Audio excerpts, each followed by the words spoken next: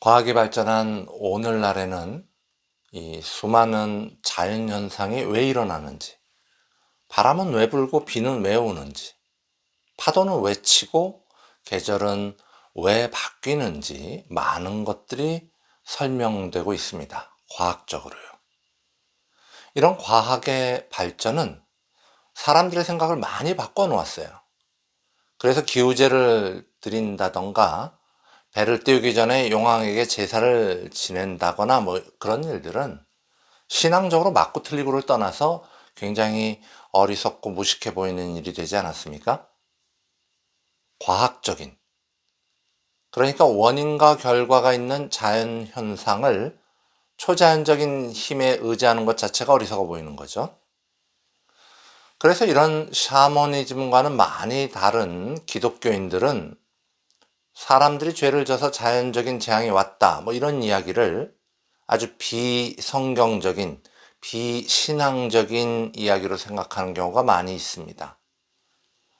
자연은 그냥 과학적인 자연 법칙에 따르는 거지, 거기에 어떤 신적인 힘이 들어간다고 생각하는 것 자체가 성경적이지 못하다고, 기독교적이지 못하다고 생각하는 거죠.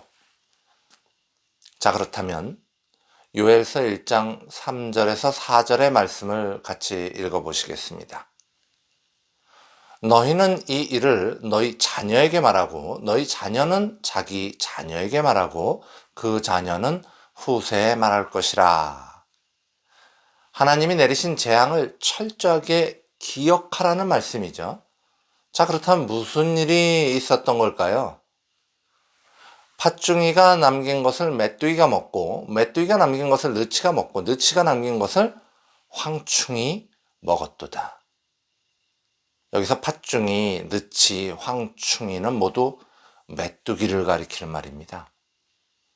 바람을 타고 날아온 메뚜기 떼가 유다의 모든 곡식을 먹고 또 먹고 또 먹는 재앙을 일으켰다는 이야기를 하고 있는 거예요. 메뚜기 떼가 많아진 것도, 바람이 유다 땅으로 불어서 메뚜기 떼를 그리로 옮겨간 것도 모두 과학적으로 설명할 수 있는 이야기이겠지만, 성경은 이것을 하나님이 내린 징벌이라는 사실을 요엘 선지자를 통하여 전하고 있습니다. 요엘은 여호와는 하나님이시다라는 뜻의 이름을 가진 남유다의 선지자였어요.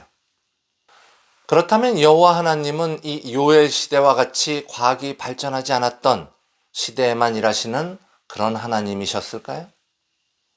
과학적으로 설명 가능한 자연현상이 하나님의 존재를 부정하는, 하나님의 일하심을 부정하는 그런 근거가 되어질 수 있을까요?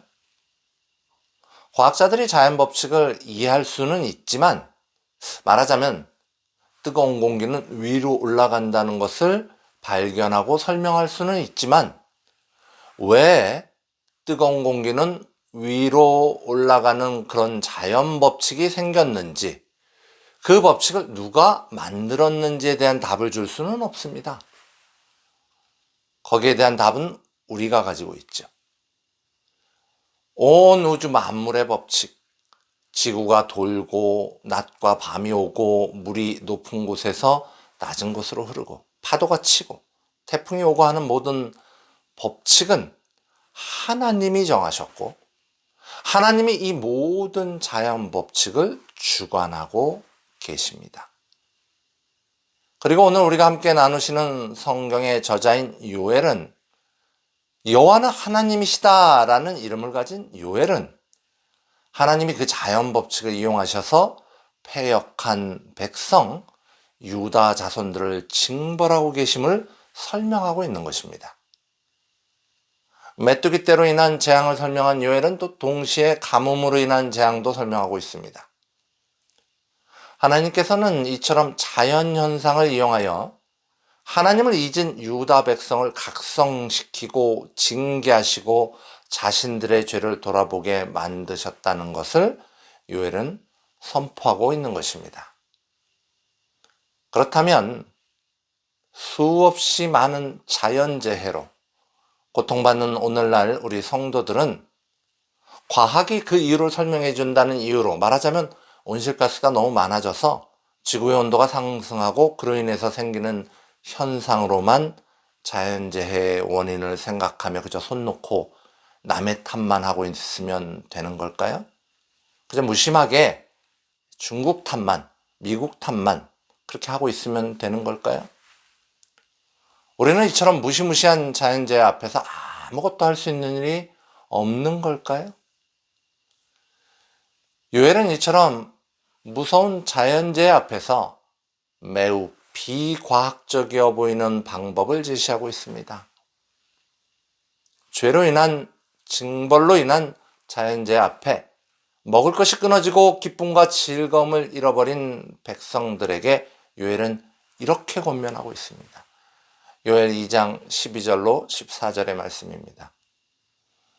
여호와의 말씀에 너희는 이제라도 금식하고 울며 애통하고 마음을 다하여 내게로 돌아오라 하셨나니 너희는 옷을 찢지 말고 마음을 찢고 너희 하나님 여호와께로 돌아올지어다.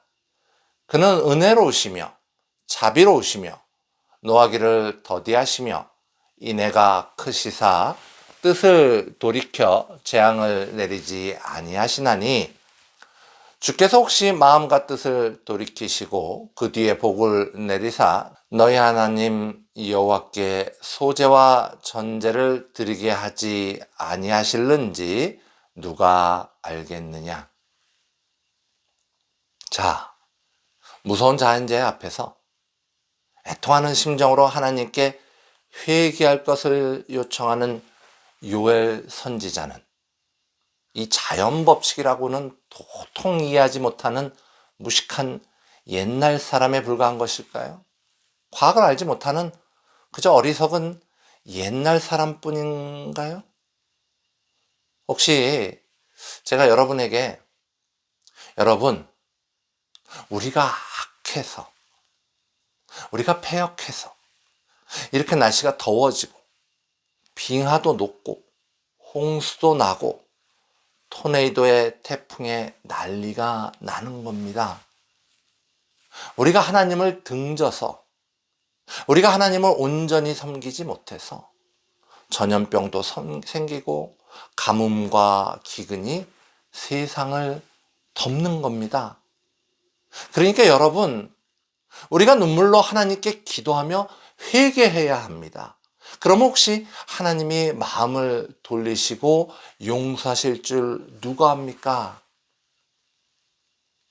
자, 이렇게 제가 이야기한다면 이 말에 여러분은 과연 몇 프로나 공감하십니까? 공감하신다면 어느 부분에 공감하십니까? 나의 죄 때문에 오늘날의 자연재해가 이 많은 자연재해들이 생겼다는 것에 공감하십니까? 아니면 내가 회개하고 기도하면 자연재해가 멈출 수도 있다는 것에 공감하십니까? 그것도 아니면 하나님이 자연현상을 주관하고 계신다는 것 정도에만 공감하십니까? 자, 이제 엄청난 자연재해 앞에서 자신들의 죄악됨을 인정하고 눈물로 회개할 것을 촉구한 요엘은 회개하며 하나님께로 돌아온 백성들에게 임할 하나님의 응답을 설명하고 있습니다. 좀 긴 성경 구절이지만 함께 읽어보도록 하겠습니다. 회개한 백성이 하나님께 어떤 응답을 얻었는지를 생각하시며 화면을 보시고 함께 읽으시기를 권합니다. 그때 여호와께서 자기의 땅을 극진히 사랑하시어 그의 백성을 불쌍히 여기실 것이라. 여호와께서 그들에게 응답하여 이르시기를 내가 너희에게 곡식과 새 포도주와 기름을 주리니 너희가 이로 말미암아 흡족하리라. 내가 다시는 너희가 나라들 가운데에서 욕을 당하지 않게 할 것이며 내가 북쪽 군대를 너희에게서 멀리 떠나게 하여 메마르고 적막한 땅으로 쫓아내리니 그 앞에 부대는 동해로 그 뒤에 부대는 서해로 들어갈 것이라. 상한 냄새가 일어나고 악취가 오르르니 이는 큰 일을 행하였음이니라 하시니라. 땅이여 두려워하지 말고 기뻐하며 즐거워할지어다. 여호와께서 큰 일을 행하셨음이로다. 들짐승들아 두려워하지 말지어다. 들의 풀이 싹신하며 나무가 열매를 맺으며 무화과 나무와 포도나무가 다 힘을 내는도다. 시온의 자녀들아 너희는 너희 하나님 여호와로 말미암아 기뻐하며 즐거워할지어다. 그가 너희를 위하여 비를 내리시되 이른 비를 너희에게 적당히 주시리니 이른 비와 늦은 비가 예전과 같을 것이라. 마당에는 밀이 가득하고 독에는 새 포도주와 기름이 넘치리로다. 내가 전에 너에게 보낸 큰 군대 곧 메뚜기와 느치와 황충과 팥중이가 먹은 횟수대로 너에게 갚아주리니 너희는 먹되 풍족히 먹고 너희에게 놀라운 일을 행하신 너희 하나님 여호와의 이름을 찬송할 것이라. 내 백성이 영원히 수치를 당하지 아니하리로다. 자, 이 말씀이 무엇입니까?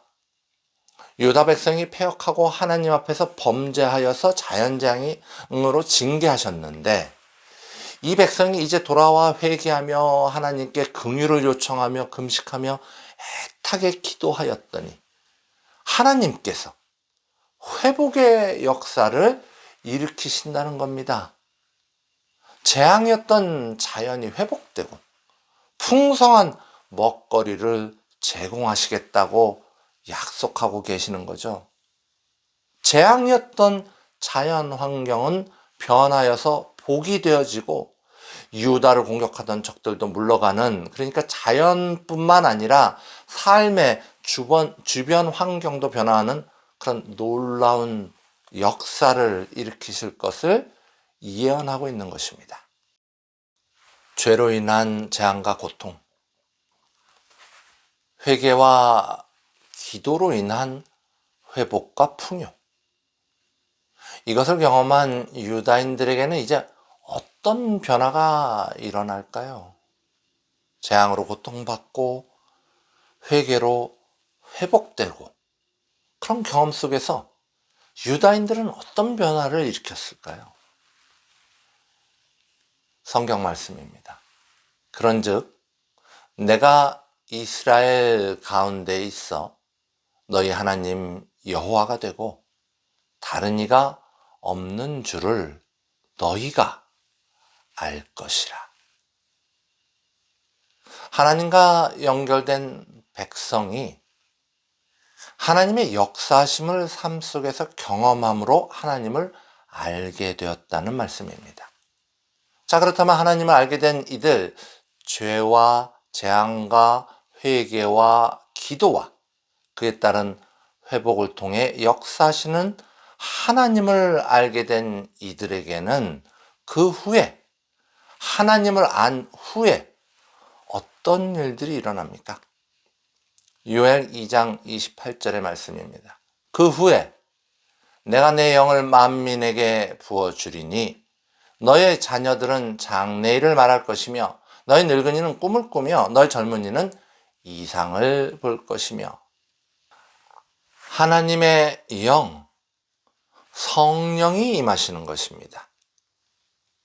2000년 전 패역한 이스라엘, 나라도 빼앗기고 고통스럽기 짝이 없는 형편임에도 불구하고 하나님 앞에서 회개하기는커녕 형식적인 율법주의에 빠져있던 그들에게 성자 하나님 예수께서 가난한 몫으로 그 땅에 오셨습니다.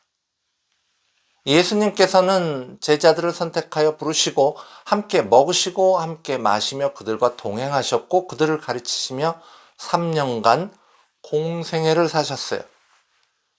살아있는 하나님의 말씀이 그들과 함께 산 것입니다. 그 후에 십자가에 달려 돌아가신 지 3일 만에 부활하사 40일간 하나님 나라의 일을 알리셨죠. 사도행전 1장 3절의 말씀입니다. 그가 고난을 받으신 후에 또한 그들에게 확실한 많은 증거로 친히 살아계심을 나타내사 40일 동안 그들에게 보이시며 하나님 나라의 일을 말씀하시니라. 예수님과 함께 생활하고 예수님을 통하여 하나님 나라의 일을 배운 제자들은, 즉 하나님을 알게 된 제자들은 승천하시는 예수님을 본 후, 그 이후에 무엇을 합니까? 마가의 다락방에 모여 기도하죠. 들어가 그들이 유하는 다락방으로 올라가니 베드로, 요한, 야고보, 안드레와 빌립, 도마와 바돌로메, 마테아 및 알페오의 아들 야고보, 셀롯인 시몬, 야고보의 아들 유다가 다 거기 있어 여자들과 예수의 어머니 마리아와 예수의 아우들과 더불어 마음을 같이하여 오로지 기도에 힘쓰더라.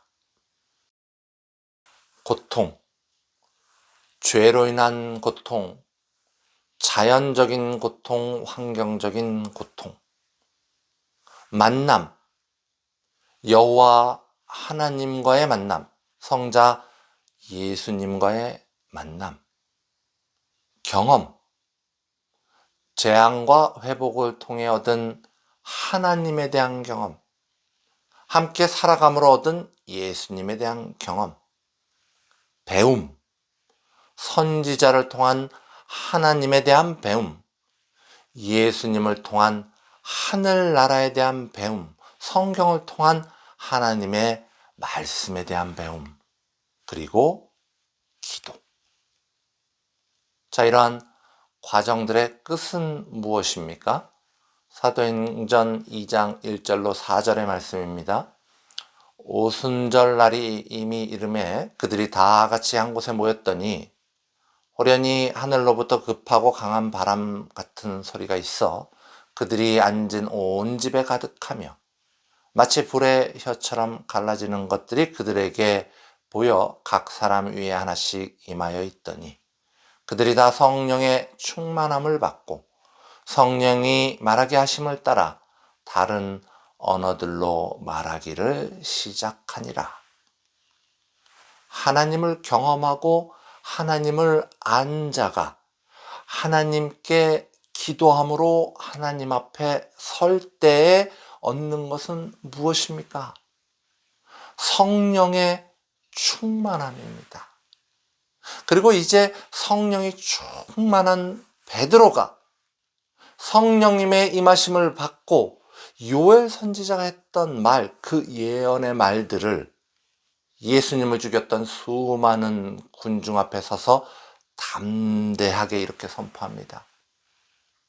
하나님이 말씀하시기를 말세 내가 내 영을 모든 육체에 부어주리니 너희의 자녀들은 예언할 것이요 너희의 젊은이들은 환상을 보고 너희의 늙은이들은 꿈을 꾸리라.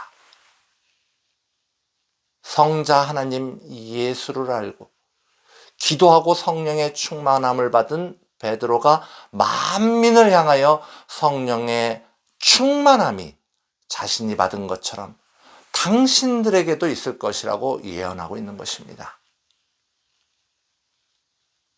그러나 그들이 성령의 충만함을 받기 위해선 베드로가 선포한 그 성령의 충만함을 받기 위해선 요엘이 선포한 성령의 충만함을 받기 위해선 그 전에 하나님에 대한 하나님을 아는 것, 그것이 있어야 할 것임은 두말할 나위도 없는 것이겠죠. 우리가 지금 그것을 살펴보지 않았습니까?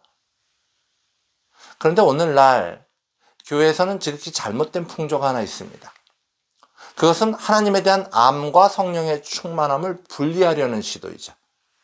그러니까 어떤 이들은 하나님에 대한 알미 중요하다고 해요. 성경에 대한 언어적 이해, 신학적인 고찰, 역사적인 맥락 등에 열심을 다합니다. 또 어떤 이들은 성령의 충만함이 중요하다고 해요. 성령의 많은 은사, 눈물, 감동, 찬양 등에 열심을 다하죠. 자, 여러분은 어느 쪽이십니까? 어떤 크리스찬이 더 온전한 크리스찬일까요? 우린 이미 그 내용을 살펴보았어요. 하나님을 아는 것과 성령의 충만함은 분리되어 있지 않습니다. 하나님을 아는 자가 기도를 안 할 수도 없습니다. 그러기에 성령의 충만함과 하나님을 아는 지혜를 분리하려는 시도는 참으로 어이없는 무의미한 시도인 것입니다. 자, 이제 끝으로 요엘과 베드로가 함께 선포한 그 말, 그 후에 내가 내 영을 만민에게 부어주리니 너의 자녀들이 장래일을 말할 것이며 너희 늙은이는 꿈을 꾸며 너희 젊은이는 이상을 볼 것이라는 이 성경의 내용을 조금 더 자세히 이해해보고 말씀을 마치도록 하겠습니다. 이 구절에서 나오는 내 영, 이 내 영은 당연히 하나님의 영을 말씀하죠. 하나님의 영을 구약에서는 히브리어로 루아흐, 신약에서는 헬라어로 푸뉴마로 쓰였는데요. 둘 다 이 호흡, 숨을 의미하는 단어에서 온 단어예요. 이 에스겔서 37장에 보면은 이 마른 뼈를 살리는 생기에 대한 이야기가 나오는데 그 생기도 이 단어 루아흐입니다. 이 하나님의 호흡, 성령은 죄로 인해 죽은 자, 마른 뼈를 살리는 생명의 호흡입니다. 자, 그렇다면 하나님을 알고 하나님께 기도하는 자에게 하나님의 영, 성령이 임하면 무슨 일이 일어납니까? 첫째로 너희 자녀들은 장래를 말할 것이며, 여기서 말하는 너희 자녀들은 그냥 어린이들을 말하는 게 아니에요. 하나님의 자녀를 말하는 겁니다. 우리가 하나님의 자녀들 아닙니까? 이 성도가 하나님의 자녀죠. 이 하나님의 자녀, 성도들이 장래를 말한다, 예언한다 라고 되어 있습니다. 여기 쓰인 단어 웨니베우는요, 예언하다, 그러니까 우리가 흔히 아는 그 예언하는 그 예언이라는 뜻과 동시에 선지자 노릇한다 라는 뜻이 함께 있어요. 그러니까 성령이 충만한 하나님의 자녀들이요, 선지자와 같이 마지막 때를 예언하고 하나님의 나라와 예수의 다시 오심을 선포한다는 말이에요. 둘째로 너희 늙은이는 꿈을 꾸며 라는 말이 있죠. 구약시대에 이 늙는다는 것 자체, 그게 바로 복을 받은 자라는 의미를 함께 갖고 있습니다. 또 존경받는 자, 그러니까 착한 일을 해서 복을 받아서 오래 산다, 그 뜻이 같이 그 안에 있는 거죠. 그래서 존경받고 그런 지도자를 뜻하기도 합니다. 그러니까 이 말을 좀 정리해 보면 교회 내에서 존경받는 자, 선함으로 복받은 자, 리더들이요, 성령이 임하면 꿈을 통하여 하나님의 계시를 받는다는 거예요. 끝으로 젊은이는 이상을 본다고 하죠. 젊은이는 이 일꾼들을 의미해요. 역동적으로 활동하는 그런 일꾼들을 의미하는 거죠. 그래서 성령이 충만한 젊은이는 하나님의 일을 열심으로 하는 하나님의 일꾼들입니다. 우리말 이상으로 번역된 히브리어 하지온은 이 하나님께서 아주 특별하게 선택된 자들에게 이렇게 직접적으로 내리시는 그런 계시, 환상을 의미해요. 그러니까 하나님은 이 환상을 통하여서 열심으로 하나님의 일을 하는 그 일꾼들을 이끌어 가시겠다는 그런 말씀을 주고 계시는 겁니다. 그래서 이 말들을 한꺼번에 종합해 보면 하나님을 알고 기도하는 자가 성령이 임하면 하나님과 교통하며 선지자와 같이 하나님의 인도를 받아 하나님의 일을 하게 된다는 것이에요. 다시 한번 말해볼까요? 하나님을 알고 기도하는 자가 성령이 임하면 하나님과 교통하며 선지자와 같이 하나님의 인도를 받아 하나님의 일을 하게 된다. 그리고 나면 마지막 때 예수님의 다시 오심과 세상 끝날이 오는 겁니다. 그 날에, 그 마지막 날에 우리 좋은 친구의 모든 성도님들은 요엘이 말한 것처럼 성령이 충만한 가운데 두려움과 슬픔이 아닌 기쁨과 감사함으로 예수 그리스도를 맞이하실 수 있기를 간절히 소망합니다.